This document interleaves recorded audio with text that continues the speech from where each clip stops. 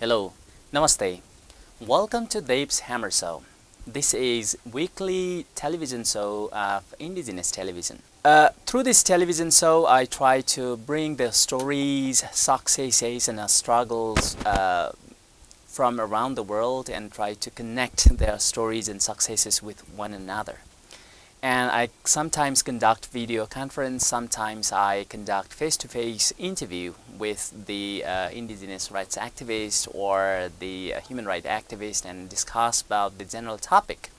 Today also I have a colleague. Basically he is also a journalist and investigative journalist. In fact, he's documentary makers and currently he teaches media, basically digital media in the University of Wisconsin, and he has been assisting and empowering or giving training to indigenous journalists across the world. And today I'm really happy to welcome him in this studio and interviewing him. Let me welcome him first. His name is Reynaldo A, and I would like to first of all welcome to the show and request you to introduce yourself briefly, Reynaldo. Thank you, Dev. It's a great honor to be interviewed here and great honor to be hosted here at Indigenous Television.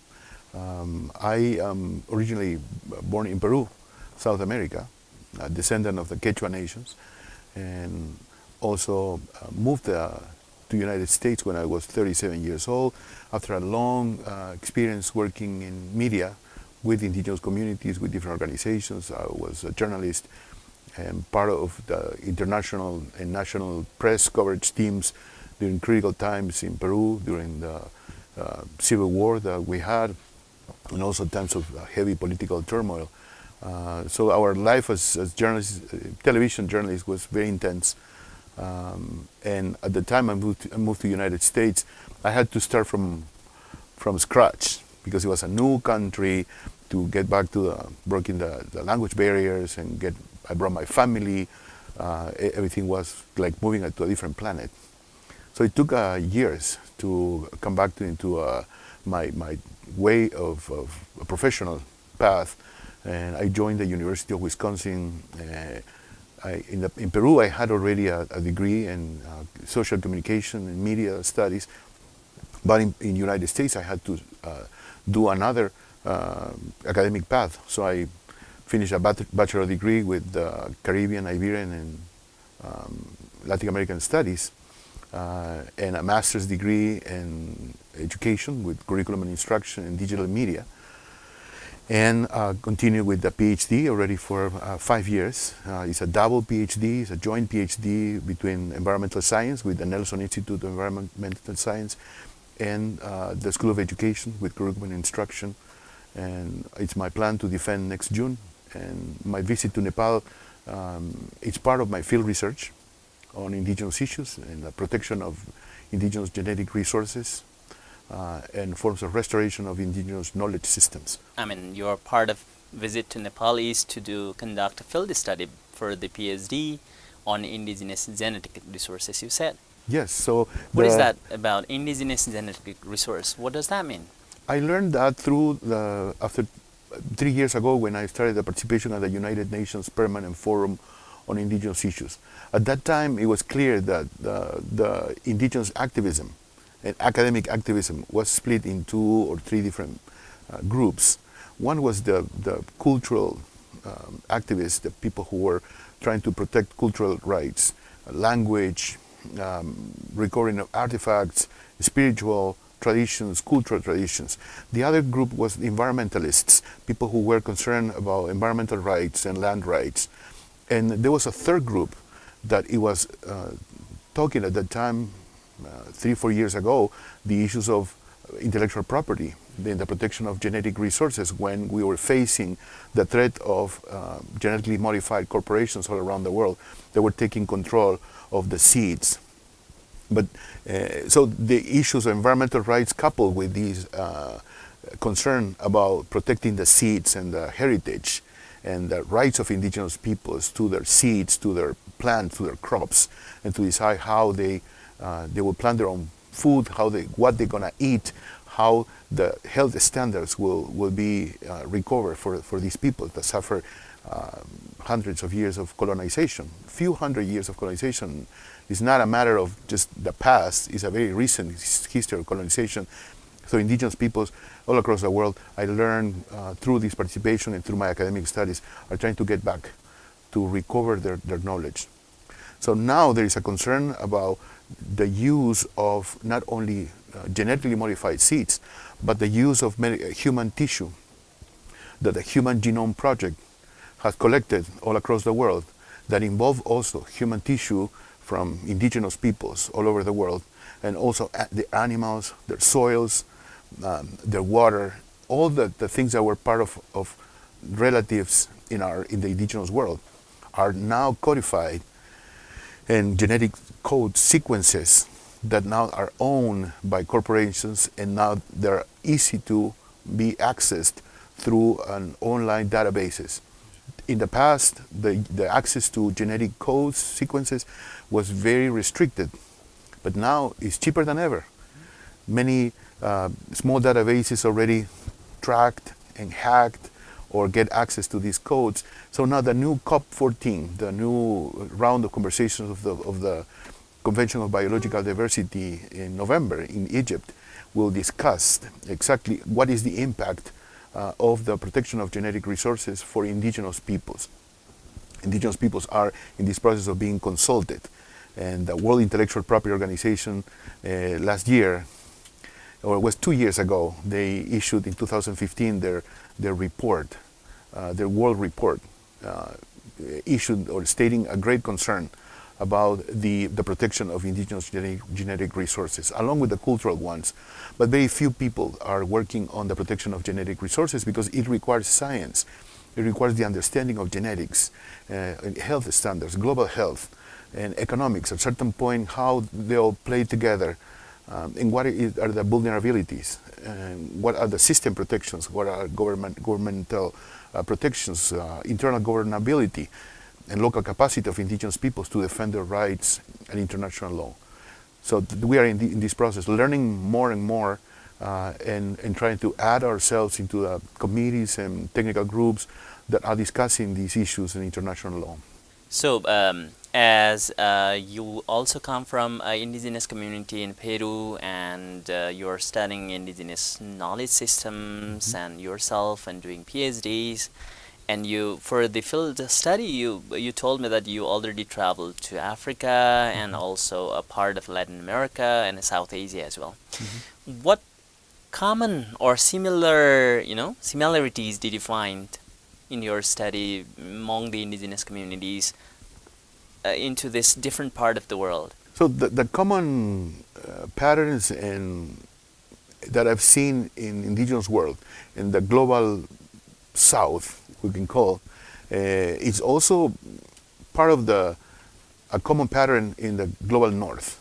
That is the total disconnection or lack of knowledge about who the indigenous are and what they represent, what are their histories, what are the people from the West are completely uneducated, intentionally, I would say, by their governments, by the curriculum, about who the indigenous peoples are. So when I started this research about the recovering and protection of indigenous knowledge systems, we come from this tradition of people who are in Western academia are using traditional knowledge, traditional ecological knowledge, or traditional knowledge. That brand, according to my studies in the last 4 or 5 years, was a creation of the 90s developmental discourse. Many NGOs and many governments, European governments that supported these organizations work on indigenous territories and communities, issued or took and extracted portions, convenient portions of the knowledge of these communities and branded these forms of knowledge as traditional knowledge to be used as part of the voice or limited voice that indigenous peoples put into the developmental projects. If they wanted to work in a road or construction or agricultural project or any developmental project, the incorporation of these pieces of traditional knowledge was at the control of international aid, international cooperation programs. Indigenous knowledge represents a way much more advanced and perfected system that emerges from indigenous peoples rather than emerging from the international cooperation. Indigenous peoples empowered and developed local capacity in many parts of the world emerge from the restoration of their knowledge systems and traditions and forms of relation with the world. In many things, for example, in the Western world, between humans and nature, between humans and plants, there is no relation. Humans are at the top of the creation, and all the elements and members and relatives of the natural world are there to be modified, are there to be appropriated and transformed for the satisfaction of the needs of human beings. In the indigenous world, the indigenous knowledge systems are claiming a horizontal authority and rights over the creation. Men and humans are not at the top of the creation. We are part of it. And the rights of men and the rights of plants and the right of all elements of nature are at the same level.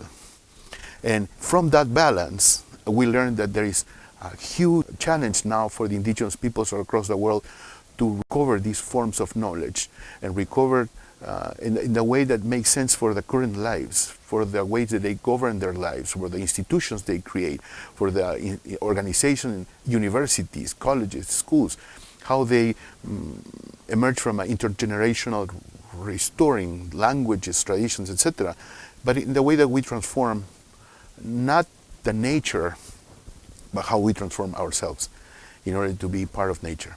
So this research that I'm doing honors and looks for the traces of the emergence of indigenous knowledge systems as the departure from traditional ecological knowledge or traditional knowledge, and how indigenous peoples are emerged from the restoration of their knowledge systems.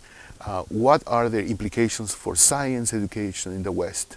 What are implications for global health, for indigenous education, for all forms of biological. I worked for the Department of Biochemistry in my university for 6 years in a science education project funded by the United States Department of Agriculture, for example, that was based on indigenous knowledge. How we incorporated that into curriculums, how we honor the knowledge from indigenous peoples in North America to be part of a new model of education, much more pluralistic and much more not only humanistic, but that honors all the relations. So when I started this travel, I'm looking for the traces of indigenous knowledge systems and the indigenous communities around the world that are restoring and are in this process of restoration. Restoration of their genetic resources, plants, relationship with animals, crops, and different elements of nature, but also through their institutions and educational systems and through their governability, and how they are honoring these relations in a way that would make sense for the new future. And according to international law, we were assisting together to the United Nations Permanent Forum on Indigenous Issues. We've seen the emergence of international law that is now intended to protect indigenous rights in a more accurate way. And it's our challenge to push for the implementation of the United Nations Declaration of the Rights of Indigenous Peoples. We need to discuss how that will be transferred into our educational systems. So my inquiry is not only in the ways in which science can incorporate and accommodate indigenous knowledge, but how the rest of the world we're incorporating indigenous law, indigenous international law, into the new emergence of indigenous knowledge systems. What are we doing about it? So we don't have to wait, and that's my conclusion, we don't have to wait for Western science to accept us, to integrate or adapt our knowledge. It's what we do about it, how we configure another world that is alternative to the Western world. So you mean, or your experience or your finding is like indigenous peoples are guardians of indigenous knowledge or traditional knowledge which has been branded, and they are the knowledge holders actually, but by the Westerners they have been cheated or their knowledge have been taken away, and indigenous peoples are, they now struggling or they have a challenge to recover this system. You mean that? Yes. Mm-hmm. And this is very palpable when I teach a course in a University of Wisconsin branch, that is the University of Wisconsin Platteville, that is 1 hour from Madison. I have 1 year class, it's my 3rd year already. This will be my fourth year teaching that class. Usually I have 40, 42 students who are members of different farming communities, mostly European descendants. The common, and after 6 years working with biochemistry as well, and creating programs for 53 schools in northeast Wisconsin, was that none of them were educated about who the indigenous peoples were. Some of them live 1 or 2 kilometers away from an Indian reservation, and they have no idea who the indigenous are, what they are there. They only inherited biases, that they are a problem, they are threats to their way of life, that they are the lazy, wild, and people with illnesses, that they are retrogrades, forms of life, etc. So there are many biases that affect the life of indigenous peoples today in many different contexts. So the concern faces that lack of knowledge, and my research faces that lack of knowledge from the West, that we found out that it was intentional. Education was designed to be oblivion to indigenous issues, to hide the presence in the indigenous identity across the world. And the fact that I come from the School of Education, we studied how standardized curriculums were really designed to be implemented all across the world.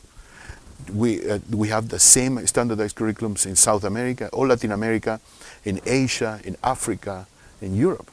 All is conceived for the learning communities to become laborers, to become members of the job market, to only develop capacity to function in the capitalist work that only think about us as providers of goods and services and labor for the sustain of this way of life. Indigenous peoples are at the bottom of the capitalist society. And if we continue with this path of enforcing this type of education, we are contributing nonetheless to the oppression of indigenous peoples in many different ways. Without using the language that is from the Cold War, who is oppressed and who is not oppressed, we can say that enforcing this lack of capacity through education has been a tremendous challenge for indigenous peoples.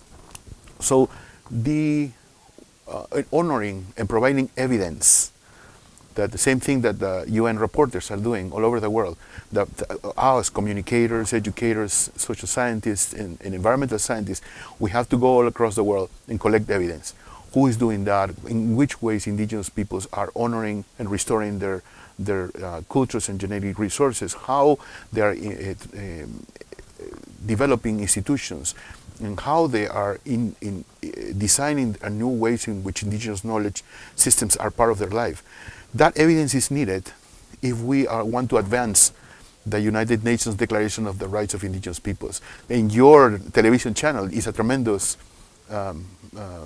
statement of that need. So we need to put that message out, and we need to use media and science. We need to work with the universities and schools. Nowadays, universities are more strategic partners of the indigenous movement because they are in the field. As you know, the United Nations Forum is only able to secure 30% of the recommendations into nation states. 70% of them completely are unfulfilled. But now, through the work of universities, researchers on the field, many of these 70% of recommendations that cannot be implemented as a policy by nation states can be implemented through research projects all around the world. So putting us this message and filling up the gap about who the indigenous are, what are their knowledge systems, what are the implications in all parts of life, in science, education, economies, and development, is a key component of our survival and our restoration. So your experience, your study finding shows that intentionally a curriculum was designed to exclude indigenous peoples, Yes. or to still discriminate indigenous peoples or steal their knowledge, right? This is. Yes. So our experience shows that all part of the world, the government has designed a program. It says that I'm doing this and that. I have made laws, policies, and programs and everything. There is a UN. It says that we are working for the indigenous peoples. Institutions are working with, universities are working with. So in this context, what do you think? Who has a role, who has a responsibility to bring those indigenous communities, right, who are at the bottom of operation, right, to bring them up or empower them? Who has a role? In the past, we've seen that the role was taken by European descendant activists and Western academics that were the most educated, the most privileged communities that had education and had the funding and material resources to go to the indigenous communities. Those changes, those times have changed, and we live in a completely new time in which local capacity and new emerging indigenous activists, academics, researchers, politicians, economists, professional people are now taking over in this discussion. So I think it's up to the indigenous communities, indigenous researchers, educators, scientists, politicians, professionals, members of indigenous communities all across the world that have to forge these relationships, because we share histories of colonization. We share common histories. The common thread to our economies, to our languages, to our ways of life, and it's up to us to develop a solid and educated response to these challenges, because we have seen that the Western world still see us as a threat, still see indigenous peoples as a threat of the formation of citizenship. And I put the case of Mozambique, for example, that I've been way before, 2 weeks before coming to India. In Mozambique was, for example, a socialist, part of the socialist bloc for a while. Many people studied in Russia. They abandoned, intentionally as a national policy, they abandoned their indigeneity. And they declared that all tribal communities were retrogrades and were a threat to the Mozambican nationality. That even the term tribalism is being used in Western context as confrontations, a violent confrontation. And it's not the case. In many other people's tribalism and tribal identities and communities and return to formal tribal communities is a reemergence of this part of restoration. So we've seen that the responsibilities will come from media institutions, like organizations like yours, and universities that have to are creating now indigenous studies that are going into new directions, not only culture and language, but also in science, in geography, and environmental science, and health. We have to really be part of that group, and we have to support the emergence of indigenous researchers, professionals, people who can work within universities. And I think that's the most formidable areas of work, that we have to work with universities all across the world and conquer spaces in a good way, in an educated way, in a negotiated way in which indigenous peoples can now have a voice, an educated voice. So that's why being a master's and PhDs is so important for us, for our people. We have come almost at the end of the show, and at last, if I give you this opportunity to give one-line message for the indigenous peoples from this part, right, as you come from Latin America, if you have to leave one-line message for indigenous peoples of, this part, what that would be? My message to indigenous peoples will be to continue a strong and solid path of education, to conquer the highest qualifications ever in the academic world, and conquer the voice and the positions that you can work on behalf of your own communities. Don't fall for the job market and for the promises of money and all the fantasies that the Western material world would promise you. But go back to your communities. Be part of indigenous communities. We need to reconnect all indigenous communities across the world, and we are the only ones who can do it. So let's qualify yourself as the best as you can and work for the reconnection of all indigenous communities around the world to make that possible, that we can transform the world. We can do it. So thank you, Reynaldo, for your STEM thought and your time. Thank you so much, Dev. It was an honor to be part of this. So today I had a guest from Peru who is a professor at the University of Wisconsin in USA to discuss about his field of study about indigenous knowledge system and genetic resources and so forth. I have come to the end of the show. If you have any queries and feedbacks regarding a program, you can reach me at indigenous-television@gmail.com. Next week, I will come to discuss on a new topic with new guest. By then, have a nice weekend. Goodbye.